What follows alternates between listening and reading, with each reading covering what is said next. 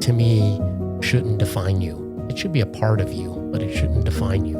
You need to do other things and have other interests, because if you're not going to work every day, that's a big chunk of your time that you have to fill.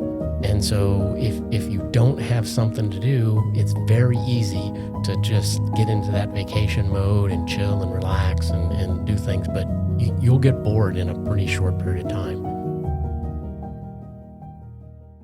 Have you seriously ever thought about how will you actually fill your time during retirement? And what will be needed to do so?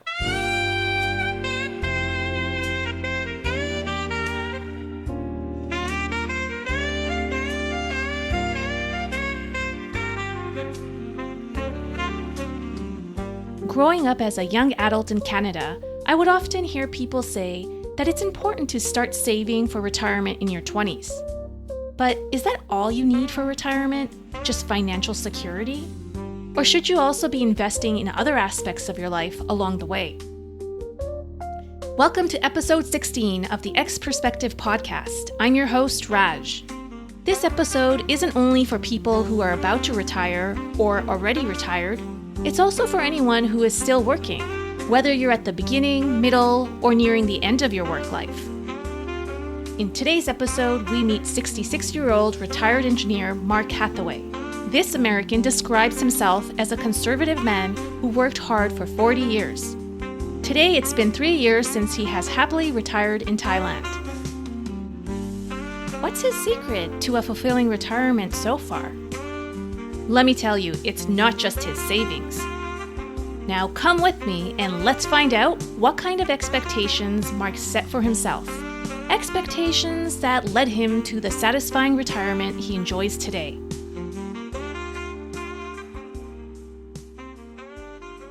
So after 40 years of continuous working without having any major gaps other than vacation, you did decide to retire at 63.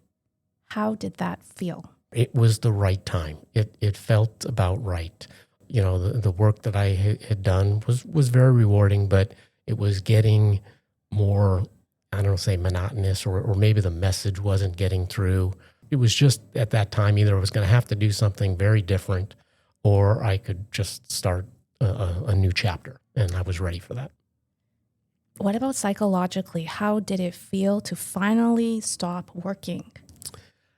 It was nice to not have to set an alarm every morning. I was going to ask you, what does it feel like not to set an alarm? Yeah, it feels wonderful, right? And here, in Thailand, the sun comes up pretty much the same time every day, around 6:30. We just have some shears on our windows, so as the sun starts to come up, that it's a more natural wake up, and I really enjoy that. Instead of the alarm going off. So that part is very good. And, just not having to do something, every day where, okay, you got to go to work, you got to do this. It's like, now, what do I want to do today, right? So it's much more freedom. Since we retired here as well, in the lifestyle that we have here, it's very simple and very easy for us. And there are a lot of things we can do. And so I have a very good routine that I use. So it keeps me very busy most of the day. As you know, when I was in my late 20s, early 30s, I decided to do a trip around the world. I guess someone can say it's similar to retirement in a way because you are not working.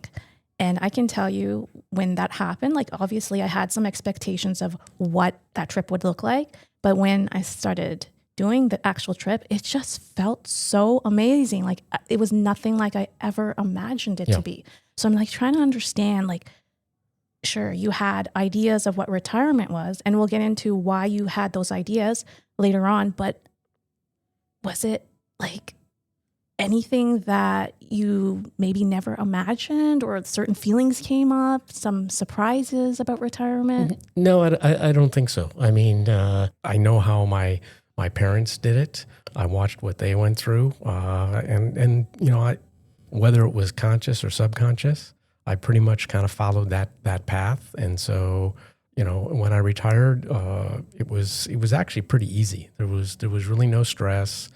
I'm doing what I want to do, I find it very rewarding, actually. That is so amazing. So why don't you tell the listeners, what is it that your parents instilled in you in terms of retirement, the values or goals that have allowed you to feel so happy and content during retirement? Yeah. Well, I think it starts actually when you're younger. You have to plan for it, right? Financially, you have to do that. And I'm not a financial person. We actually had someone else help us do that. They set up a program, and we pretty much followed that throughout our whole working life. And so by the time we got to this stage, we were ready. And so, and I look, my parents pretty much did the same thing. They're from the lost generation, or the silent generation, actually. And, so they knew what it was to, do the American dream, own a house, do those kind of things. And, I looked at that and pretty much followed that same path. So where did your parents end up retiring? They ended up retiring, about probably a 2-hour drive from where our house was. Conveniently, they retired, about 6 months before our first child was born. So we lost our babysitter, but, it actually worked out really well because, we had a place then to go, and we spent a lot of the holidays, the 4th of July's and things like that up at their place. And you have retired in Thailand with your wife. Why Yes. did you decide to do that? Well, I started working here about 10 years ago, and had an expat job for about 7.5 years. And, it just became, the longer we stayed, the more comfortable we became. And it just is my wife has always wanted to live in a city. We've lived in the suburbs our entire lives. And so, she likes the city life. I was never, ever a city boy. And I still don't consider myself a city boy. But, there are some very nice things about that. And in Thailand, as I said, it's for us, a very simple life. We don't own a car. We walk or take public transportation wherever we want to go. And we've been very lucky. We have some Thai friends who have taken us all around Thailand to that. And, also, this is a very central location if you want to go explore other areas in Southeast Asia, which we've done as well. Did you always imagine that you would retire in Thailand? No. When we, my wife will always tell you that when I told her we were going to take this job, that it was a 2-year thing. I knew it was going to be a little bit longer than that. Initially, if it had been a 2 to 4 year thing, we probably would have gone back and we figured out some kind of life in the U.S. But now we retire here, and we're here like 9 months out of the year, and then we go back to the U.S. to see family and travel for the other 3 months.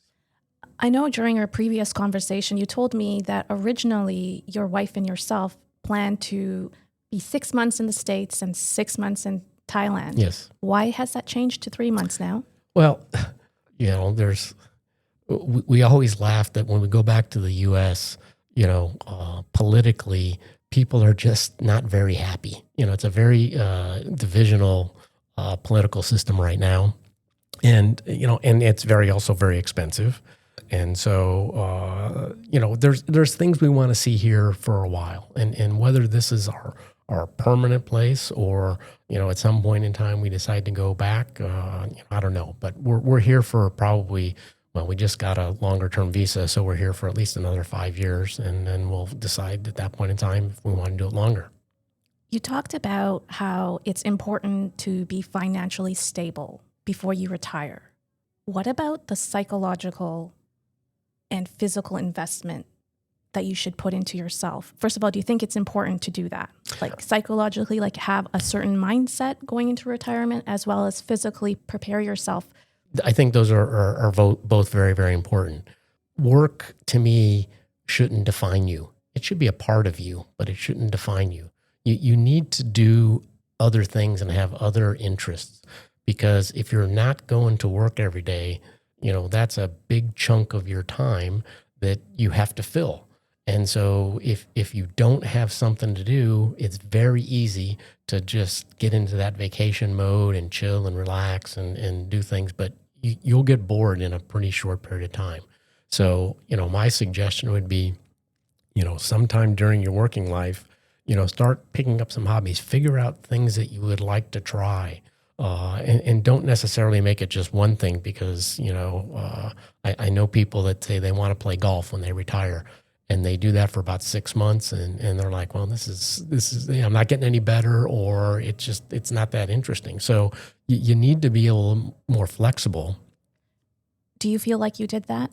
I did. As you know, I do a lot of photography, so that takes up a lot of my time, and I've got I'm an admin that's a photography group here, so that takes some time. And then there's just, we go out, occasionally and do things. I like cooking as well. There's some things that I do for that. My wife does most of the cooking, but there's some little things that I like to do, and so it works out well for us. What I mean is, did you prepare yourself thinking, okay, I need to make sure that I have a hobby before I go into retirement? Had you already planned that, or is that something you picked up while you were in retirement? No, I think, again, I'll look to my dad. My dad was a big fisherman. He played golf. He liked to make things. And so you just see those things that he did and how he occupied his time. He just kept busy. And I think that's the real key is you want to find something that occupies your day, that you enjoy. It's not a drudgery, and so that you can, experience what you want to experience. Mark, you have been retired for 3 years. You retired in 2022. Would you say that there has been a period during your retirement where it was very difficult for you to keep a routine? Not for me. I'm a pretty routine guy, so once I kind of got into that, it was easy to do on a daily basis. What about prior to getting into the routine? Was it challenging? I've always kind of been a routine person, right? Even when I worked, if I wasn't working out, what I had for breakfast, what I did in the car to go to the office or things like that. I'm pretty regimented in that regard. Okay, so it was a great benefit that, your life prior to retirement allowed you to set yourself up already psychologically with this mindset that routine is important. And then you saw your dad and how he was behaving during retirement as well as during his life prior to retirement and thought, hey, you know what? This is the way to go. And what about the physical goals? What did you do in preparation for that? I've always been, athletic and enjoyed working out. At certain points of my work life, I wasn't able to do it as much as I wanted. But I eat well. I try to keep myself in a good physical thing. So that just helps. So, here in Bangkok, because you have to walk so much, you want to be able to be healthy enough to do that. Let's talk about relationships. How have your relationships with your family members and friends changed now that you're retired? Since we are here and we have a daughter and son-in-law and 2 grandkids in the U.S., we are only able to see them for a shorter period of time when we're there. But, we make the best of that time. So I think that part, that relationship and whether, again, is that's a permanent thing or we see them more later in life, we'll see how that all works out. As far as my, relationships with other people from a work colleague point of view, I don't see those people as often, or even, at all in some cases. It's much more difficult to keep those relationships alive because they're still working. They can't go out for coffee at 10 a.m. on a Tuesday, which I can do. I can only imagine that once you get retired, you have all this time and availability and accessibility to people. So your time changes. How were you able to deal with the fact, you have all these friends, but their schedules are still busy? Yeah. It must have been difficult. The admin that I had here, I saw her for 7.5 years almost every day. And, we would, talk about just different things. I saw her and I was with her probably longer, in the waking hours and when I was with my wife. That kind of thing you do miss, and I say this all the time. I don't miss the physical work that I did, but I do miss some of the relationships I had. Some of these people, I worked for the same company for 40 years or 30 years. And some of those people I've known for that long. Sometimes they were here when I was working in the U.S., but I've known them and watched them grow as I grew as well. And so those kind of things you do miss. I was going to say, yeah. So what is the thing that you miss the most about your prior life before you got retired? Would you say it's the relationships? I think it is, from a work relationship point of view. I mean, yes, they're colleagues and you've probably been out to dinner with them or even had them over to your house. But they're not the same thing as your core friends. But they are there, and it is something, it's a piece that it is missing. So, you've got to then either make new friends, and we've been very lucky here that we had a core group of people that we went through COVID with together. And so I think that really helped us. What if I was to tell you to imagine right now that you weren't able to meet a core group of friends right now during retirement? How do you think that would impact you? Yeah, I think it makes it a little bit more difficult. You've got to, you got to go out and find new friends somehow or another, right? My wife does that through the American Women's Club here in Bangkok. So she's got a lot of people that she meets. I have people that I've met through my photography group that helps. But you've really got to try to, if you want to get new relationships, you have to go out and find them. And that's a little bit harder later in life, to find people who have common interests or whatever to develop a relationship with them. Can you elaborate on that? Well, I think, the question is, how do you do that? Right. You've got to either do meetup groups or things like that to go off and do that. For me, I'm pretty busy with the things that I do. So I haven't gone out and done that as much as I probably need to. And it's something I'll probably do as we go forward. Why do you think it is harder other than not putting yourself out there at an older age to make friends? Well, I think if you're with, like in school, it's easy to make friends because you're there with them all the time. If you're working, you're with these people all the time. Where do you go to, meet friends, right? Is it in your apartment building or things like that? So I think it's just a process that you have to go through. And, you had all these core relationships in work. And all of a sudden now, those relationships don't exist or are a fraction of what they were. So how do you go off and do that? Did you ever expect to deal with this? I don't think I really ever thought about it, right? Until you get to the point where it's like, oh, I don't get to see my secretary every day. Who do I talk to about what I did this weekend besides your wife? That kind of thing. When you became a retiree, what did you learn about yourself that you didn't know about yourself while you were working? That's a good question. What it is allowing me to do is to pursue different things than what I did in work. Being an engineer, you're somewhat structured.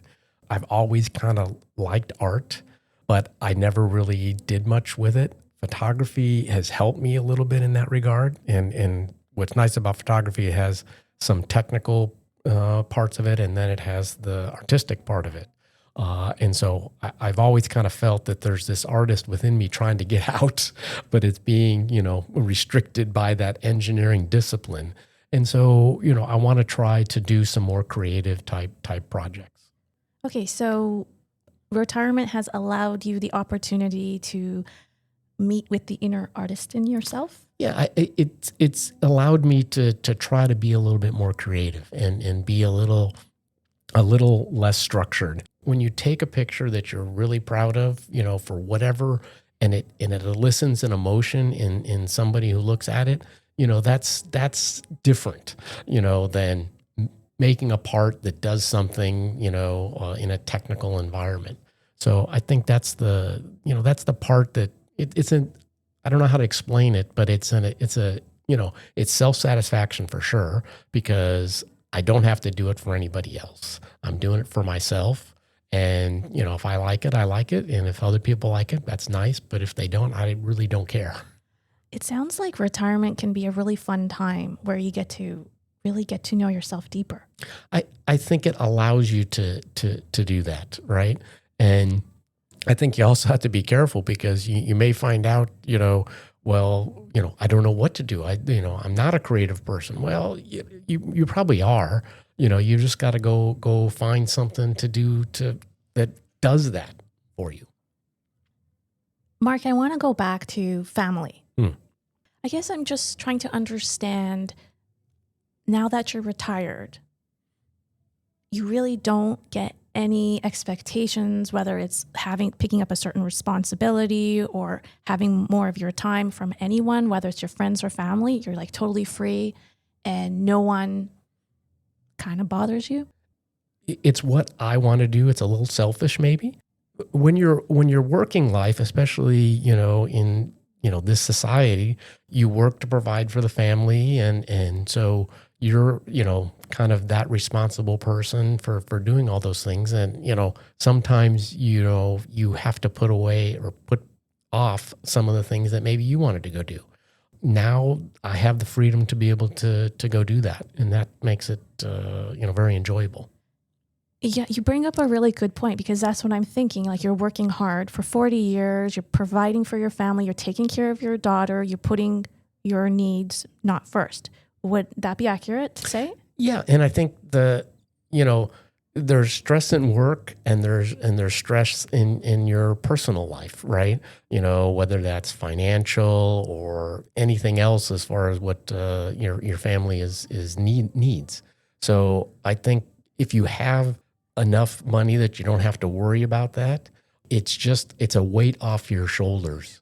It allows you to experience some other things and have time to do other things. And if you don't like it, it's okay, because you can then try something else. So overall, would you say that you are very happy in retirement? Yeah, I think we're both enjoying what we do. We don't know what day it is. That's probably the hardest thing in retirement is, what day is it? We have friends that want to go out and, let's go out. Oh, it's Saturday. We don't go out on Saturdays. It's too crowded on Saturdays. We go out on Tuesdays. Right. So I think that's the other thing, which is why also I think a routine is important to sort of establish what you're going to do during the days. Mark, now that you are retired, do people view you and your time differently? Do they view my time differently? Like, do they see, okay, you're a retiree, you have all this time. Do they see you differently now and your time? I don't know if they see me. I'm kind of looking at my core friends that we have here. When I was working and we lived in the same apartment complex with this group, they would see me in the morning, as I'm going to the car. I was pretty, regimented in that. So they probably see me as much more relaxed, because they'd always want to, have a drink with us at the bar. And it's like, it's Tuesday. I can't have a drink with you on Tuesday. I got work to do. Where now it's like, yeah, you want to go out to dinner on a Wednesday, that part is a little bit more open for sure. What is the greatest challenge you faced so far as a retiree? I think it's really just in some days figuring out what you want to do, right? Because there are those days, it's like, okay, I'm tired of editing pictures all day. What else can I go do? So, there's probably periods of time like that where you've got to try to, break out. It's nice to have a routine, but you don't want to be so rigid that then you don't go do other things, right? So I think that's also important. So, can you give me a specific example of a day during your retirement where you felt like, I don't know what to do? And Yeah. then how did you deal with it? Yeah. I think, maybe, here, if you wanted to go out and, there's a big rainstorm that you just can't get out, it's easy to get sucked into I'm going to binge watch on Netflix. Right. And so I think, that's one thing actually. There was been a couple of series that my wife and I will watch, and we have to be pretty disciplined. Okay, we're not going to sit here for 3 hours and do it. We're going to watch one episode, and then we're going to go do something else. Because otherwise you just won't get up. And I think that's the key, is just get up and do something. It doesn't matter what it is. When you're working, you have things set up, people depending on you, you're trying to make a paycheck. When you're retired, you don't have those pressures. How do you stay disciplined? Is it harder? I like routines, but I don't want them to be so restrictive that I can't do anything else. It's the same thing when we go on vacation, right? We have, okay, we're going to go here and here, and we like to go visit here. But, sometimes it's like when you're there, it's like, I do want to spend an extra day here. And, if you're so rigid that, you have to be at the next place, it doesn't allow you to be able to do that. So I think it's like having a goal that's there, but it isn't necessarily a straight line to get there. Sometimes you need to deviate a little bit to be able to make it a little bit more interesting. Okay, psychologically speaking, you're sitting at home, you're feeling like, I don't know what to do today. I'm feeling a little bit bored. How do you push past that? How do you get yourself to get off of the couch and do something when no one is really telling you to do it except for yourself? Right. And How do you do that? I think for me, it's, I just find something, that I want to try, or something different to be able to experiment with. Whether that's, like photography is a very good example, right? If you shoot the same way all the time, you're going to get the same images, right? So go out and try a little something different, right? Try, doing a long exposure, try doing something else. And doing it, not just thinking about it, right? That's right. Like that's take right. the action. That's right. And there's no doubt that when you try that, you're probably going to fail, right? It's not going to, you have a vision of what it's going to look like. And you've seen, somebody else's work. And in photography, it's like that. You can't compare yourself to other people. You can take inspiration from that. But if you're comparing yourself, you're going to get frustrated very quickly, because, the image that they're showing probably took 10,000 shots in order to get that. And, you're just starting out. So you've got to do that. It's the same thing with like any, whether it's in school or, a technical point of view or an artistic point of view, you have to start somewhere, and you got to start. That's the key. And then you just got to stay at it for a while, and stay at it for long enough to decide whether it's something you enjoy and something you can get better at, and continue that process. I know photography has been a big part of your life as a retiree. Talk to me more about that. How has that helped you? Well, one, it just takes a lot of time to do that. As I said, I'm an admin in one of the photography groups, and so we do a monthly photo walk. And so I've got to find a walk that is usually, an hour and a half to 2 hours, and try to go in some local neighborhoods and the non-tourist areas for people to go see a different side of what you see along Sukhumvit, if you will. And so that takes a lot of time, because I'll have to probably go to 2 or 3 different walks before I find the route and the right combination of things that I think the group would like. So it just gets me out, and I enjoy just walking and seeing the different things that are out there. And it's good exercise. So it gets, in some cases I take the camera and I don't take a lot of pictures. And sometimes when I'm actually not looking for a walk, I'm just walking, I get some really nice shots that if I'm so focused on, okay, we got to go this way and go over here, I can't concentrate on what I want to do. How much has being in Bangkok added to this lifestyle where you can go around, walk around with a camera, walk everywhere, and it has helped you physically as well? Yeah, it does because, we've lived in the suburbs, all our adult life, and if I want to go, to the store, I got to get in the car, right? And drive. We're here, I want to go to the store, I just walk or take public transportation.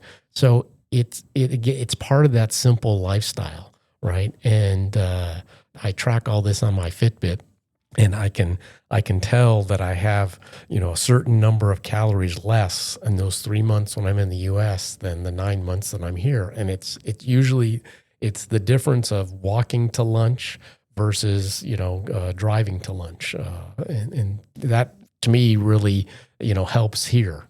Didn't you tell me that you lost like 8 kilos or something Yeah. like that? Yeah, Just because of your lifestyle change? Yeah, just in about the first 3 months, I probably dropped between 8 and 10 kilos. I was much more energetic, and so it's part of that routine that I've been able to do, and that helps. When I'm walking around. If you really think about it right now, as a retiree, what do you prioritize? Like, I know you talked about what's important and how you should have a routine, but when you compare it to your life in the past, now as a retiree in this chapter of your life, what are your priorities? Yeah, I think the priorities are setting yourself to be able to do whatever you want to do for the next 20, 30 years. Like now? Yeah, it's like, because, I've been doing this for 3 years. I probably still got another, hopefully 20 or 30 years to be able to do it. Well, can I do what I'm doing today, in 10 years? And is there other things that I want to be able to do as well? And so I think that's really the key is, it's not just filling the time of the day, it's filling the next 20, 30 years, right? Well, what are you going to go do that is worthwhile to you for that period of time? Because it's a long time. So what seeds are you planting today? Yeah, and I think that's trying to do different things, right? Finding maybe another hobby to accentuate what I'm doing, right? Continue my exercise program so I can stay healthy, so I can continue to walk around and enjoy things, right? Because if you can't get out and enjoy things, that couch is always there. Looking back, what do you wish your younger self had known about retirement? I think it probably would be, just finding some things to do. Maybe take a little bit more time off, in the working life to experience different things, so that then maybe when you retired, you had, more options of things that you want to go do. I think maybe something like that. And that would help because then when you're retired, you have an idea Yeah. of what you like. Yeah, you just have more, again, it comes down to options, right? The more options you have, whether it's financial or things that you can do, it makes things that much easier because, you can, I'm going to do this for 5 years because maybe I'm going to go play pickleball or tennis, right? And maybe when I'm 80, it's going to be a little bit more difficult. So what other things can I do to do that? It all comes down to, finding things to do for that one during the day and for the rest of your living life. Okay. That's good advice. For those who haven't reached retirement yet, to focus on trying to figure out what is it that you like so that you can do that when you have the time. Yeah. And I think you got to experiment a little bit too, and be open to experimentation. You may, like I said, golf, you may find out, you played golf on the weekends every once in a while when you were working. And now I'm going to go out, and I can play 4 or 5 times a week and I'm going to get that much better. And then you find out that that doesn't, that by itself doesn't give you enough enjoyment. So you need something else to do. So I think and I think you have to balance that, right? It's something structured that you do versus something unstructured. Someone who is about to retire, what advice would you give them?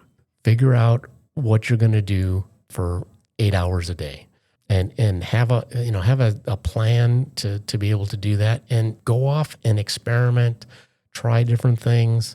Don't wait till the week before you're going to retire to decide, oh, I want to take up this, because you may take up that and there's no enjoyment for it, and it costs too much money or whatever. So find different things, outlets that you might enjoy, and do those kind of things, so that when you get to retirement, you sort of have a plan. It doesn't have to be so structured that, I'm only going to go do this, but you've got a long-term vision of what that's going to be. Thank you, Mark. And what would happen if someone didn't have a plan when they go into retirement? I think that, you can fall into the trap. You can, people get depressed. You hear people that they retire and 2 years later they're dead, because they just don't have the wherewithal to go do something. So, you really have to fight, I think, that thing of, oh, there's nothing to do. I'm bored. I'm just going to sit here and sulk or whatever. And having, a core set of friends, I think is important as well. You want to keep some relationships there, and that core might even be tighter, both in size and in strength than it was when you were working. It sounds like to me, a lot of this is also not only to provide meaning, but to avoid loneliness that may lead to depression. I don't know. Yeah. Oh, absolutely. I mean, if you don't have something to do or people to see, you can get really isolated.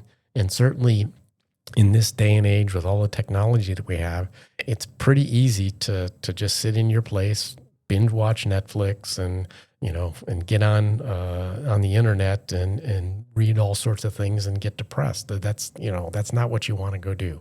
I know you told me that you're pretty conservative considering the lifestyle you had growing up and all that.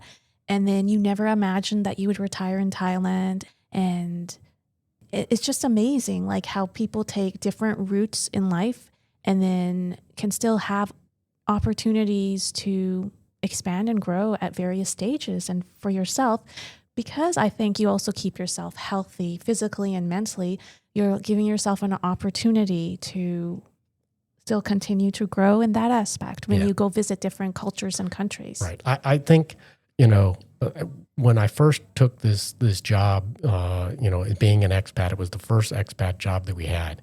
And, I think living, and it's a little different than visiting a country, right? When you have to live there, we don't speak the language, we still figure out how to get around or whatever. But, when you physically live there and see things, it's not much different than any other place. Everybody is trying to make something better for their family.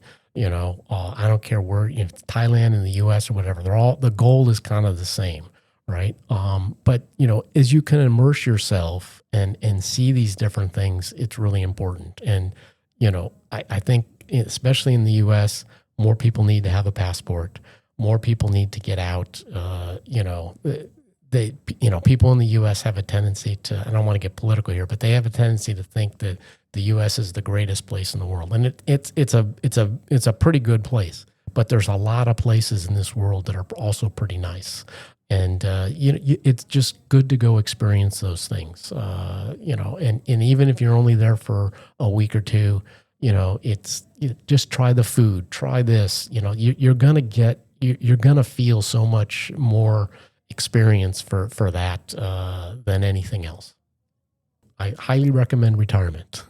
Yeah, it's just so nice to hear that yours is a success story.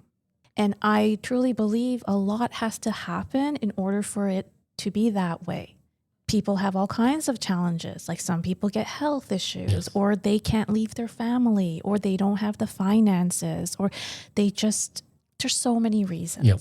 And for you to be able to have such a positive outlook during retirement is very refreshing because I feel like sometimes, and I could be wrong, there's this narrative, oh, the older you get, life is not that great or whatever, or retirement is scary or a time where you lose your identity. Yeah. And I think based on what you've said today, that because you didn't attach yourself, your identity to your work, and because you prepared yourself financially and physically and mentally, I feel like all that has added to the success so far in your retirement period. Yeah. Well, I mean, one, I count myself as extremely lucky, one, to have even had the opportunity to come to Thailand during my working life. And then, to be able to have, the financial freedom to do this,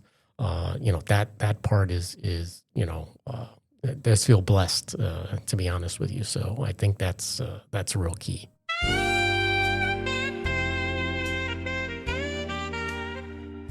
My listeners, how will you fill your days in retirement, and what will you need beyond just money to do it well? What will provide you with joy and meaning?